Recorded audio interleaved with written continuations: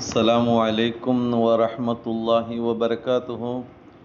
الحمد لله رب العالمين والصلاة والسلام على سيدنا محمد وآله وصحبه أجمعين. قال الله تعالى في القرآن العظيم: أعوذ بالله من الشيطان الرجيم.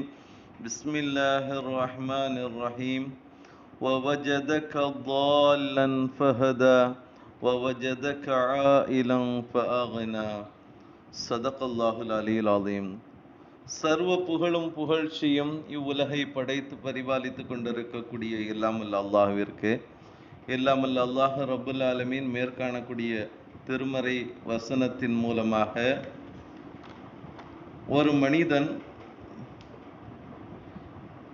தன்னுடைய வாழ்க்கையில் நேரிய வழியை அடையாது இருந்த பொழுது அந்த மனிதனுக்கு நேரான வழியை காண்பித்து அந்த மனிதனுக்கு தேவையான வாழ்வாதாரங்களையும் வழங்கக்கூடிய அல்லாஹ்வை நினைத்து பிற மனிதர்களிடத்தில் எப்படி வாழ வேண்டும் என்கின்ற ஒரு அழகிய உபதேசத்தை அல்லாஹு தாலா இவ்வாறு குறிப்பிட்டு காட்டுவான். وَوَجَدَكَ ضَالًّا فَهَدَى. நீர் நேரிய வழி அறியாதவராக இருந்த பொழுது அவன் நேர்வழி காட்டவில்லையா?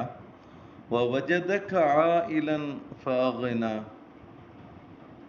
நீர் ஏழ்மை நிலையில் இருந்த பொழுது அவன் செல்வந்தராக ஆக்கவில்லையா என்கின்ற ஒரு செய்தி அல்லாஹு தாலா ஒரு மனிதனுக்கு நேர்வழி, அதே போன்று அவனுடைய வாழ்வாதாரம் சார்ந்த விஷயத்தில் எவ்வாறு உதவி செய்கின்றான். அந்த நிலையில் அந்த மனிதன் தன்னுடைய கடந்து வந்த பாதையை எவ்வாறு சிந்தித்து வாழ வேண்டும் என்பது சார்ந்த ஒரு விஷயத்தை அல்லாஹு தாலா குறிப்பிட்டது மட்டுமல்லாது, வரலாற்று ஆசிரியர்கள் சில ஒரு உபதேசத்தை நமக்கு குறிப்பிட்டு காட்டுவாங்க. வாழ்க்கையின் உயர் நிலையில் உள்ளோர் தாம் கடந்து வந்த பாதையை திரும்பி பார்த்தார்களேயானால் பெருமையும் அகம்பாவமும் கொள்ள மாட்டார்கள். அவர்களிடம் தர்மமும் தயாள குணமும் நிரம்பி வழியும் என்பதாக கூறப்படுகின்றது. ஏன்னா நம்ம ஆரம்ப காலத்தில் எப்படி இருந்தோம், எந்த தாழ்ந்த நிலையில் இருந்தோம், எந்த அளவிற்கு உயர் நிலையை நம்ம பெற்றிருக்கிறோம் அப்படிங்கிற ஒரு சிந்தனை அந்த மனிதனுக்கு வந்தால் அந்த மனிதன் என்ன செய்ய மாட்டார், பெருமை கொள்ள மாட்டார், அகம்பாவம் கொள்ள மாட்டார், தயாள குணம் படைத்தவராக இருப்பார் அப்படிங்கிறதையும், அதே போன்று முதியோர்கள் இருக்கிறாங்க இல்லையா, தாங்களும் ஒரு காலத்தில் இளைஞராக இருந்தவர்கள் தான் என்பதை எண்ணத்தில் கொண்டால் இளைஞர்கள் மீது வெறுப்பை என்ன செய்ய மாட்டாங்க, காட்ட மாட்டார்கள்.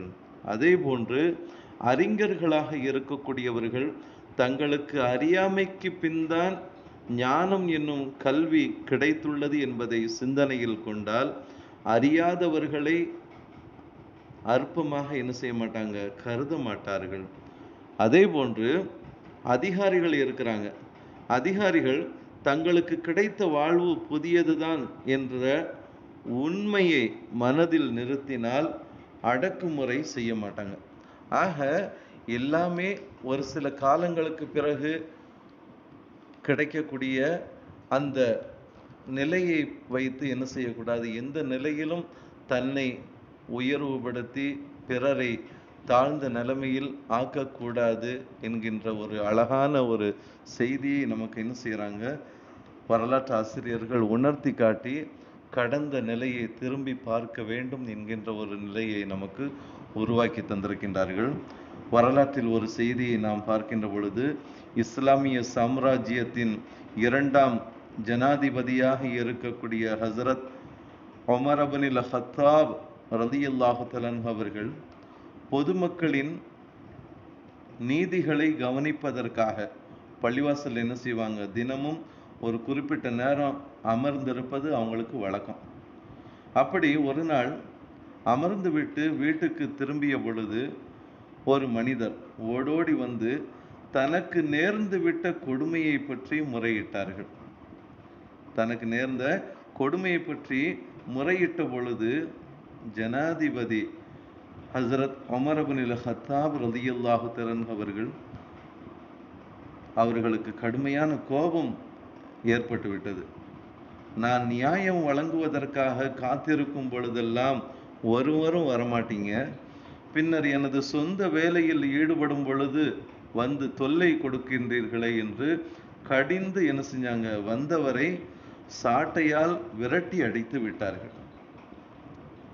அவரும் என்ன செய்யறாரு, அந்த இடத்தை விட்டும் அகன்று சென்று விட்டார்.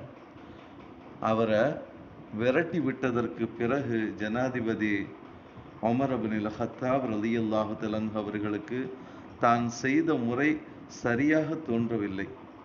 அதற்காக மிகவும் என்ன செஞ்சாங்க, வருத்தப்பட்டவர்களாக தனது இல்லத்திற்குள் சென்று தனக்குள்ளே என்ன செய்யறாங்க, இப்படி பேசிக்கிறாங்க. உமரே, ஒட்டகம் மேய்க்க கூட தகுதியில்லாதவன் என்று உன் தந்தையால் ஒதுக்கப்பட்ட உன்னை இறைவன் நாடாளும் தலைவனாக ஆக்கவில்லையா? வழி அறியாது தடுமாறிய உனக்கு அவன் வழிகாட்டவில்லையா? ஏழையாக இருந்த உன்னை இறைவன் செல்வந்தனாக ஆக்கவில்லையா? அல்லாஹ் இவ்வாறு உனக்கு அருள் புரிந்ததற்காகவா அநியாயமாக உன்னிடம் முறையிட வந்தவரை அடித்து விரட்டினாய் என்று தனக்குள்ளே கூறிக்கொண்டு என்ன செய்றாங்க, தம் மேனையின் மீது சாட்டையால் அடித்து கொண்டார்கள் என்கின்ற ஒரு வரலாற்று செய்தியை நாம பார்க்கிறோம். ஆக இது நமக்கு தரக்கூடிய ஒரு பாடம். நாம் உயர் நிலையில் இருக்கின்றோம் என்பதற்காக வேண்டி தாழ்ந்தோர்களை, வசதியற்றவர்களை நாம் தரம் தாழ்த்தி அவர்களை இழிவாக கருதக்கூடாது. நாம் கடந்து வந்த அந்த நிலைகளை நினைத்து பிற மனிதர்களுக்கு மத்தியில நடந்து கொள்ள வேண்டும். அல்லாஹ் நமக்கு காட்டிய நேர்வழியையும் அதே போன்று அல்லாஹ் நமக்கு கொடுத்த வசதி வாய்ப்புகளையும் கொண்டு நாம் உணர்ந்து செயல்படக்கூடியவர்களாக நன்றி செலுத்தும் பொருட்டு நம்முடைய வாழ்க்கையை அமைத்து கொள்ள வேண்டும் என்கின்ற ஒரு அழகிய உபதேசத்தை இந்த வரலாற்று குறிப்பும் இறைமறை வசனமும் நமக்கு அழகான முறையில் உபதேசிக்கின்றது. எல்லாம் வல்ல அல்லாஹ் அத்தகைய நல்வாழ்வு வாழ்வதற்கு நம் அனைவருக்கும் கிருபை செய்வானாக. ஆமீன். வாஹிர் தாவானா அனில் அல்ஹம்துலில்லாஹி ரப்பில் ஆலமீன். அஸ்ஸலாமு அலைக்கும் வரஹ்மத்துல்லாஹி வபரகாத்துஹு.